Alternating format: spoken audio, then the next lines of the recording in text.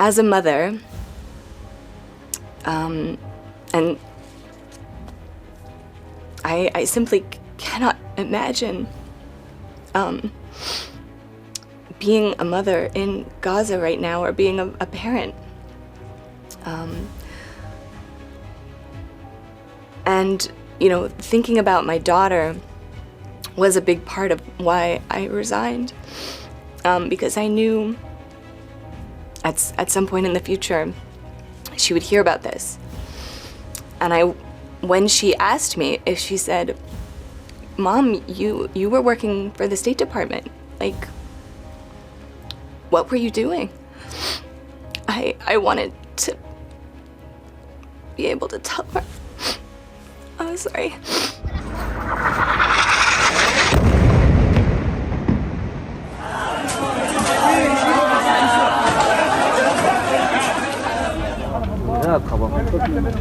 Inside the State Department, to me, and to many of my colleagues, it became clear very early on what the US was going to do as far as this kind of unconditional support, and what Israel was going to do as far as really just essentially trying to destroy Gaza. That became clear extremely early on. Over the course of my time inside government, especially the essentially 6 months from October 7th to when I resigned, it just became clear that there was nothing someone on the inside could really do. Israel-Palestine was not one of the countries in my portfolio, but I was covering countries where I was observing directly the impact this conflict was having, and like I said, that the impossibility of trying to advocate for human rights. I wasn't initially planning to go public. I planned to just resign, and I'd let my supervisors know I was resigning over Gaza, and so I didn't think anybody would care that, you know, this very junior person who'd been there a year decided to speak out against it.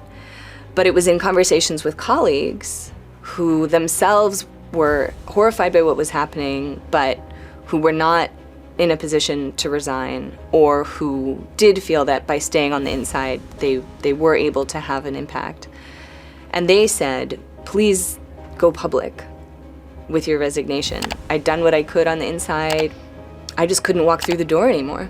I do think that, at least in terms of US support for Israel, I do think that a generational change is coming. But in terms of kind of the broader trajectory of US foreign policy, I'm worried for the future of this country and what effects that is likely to have on the rest of the world.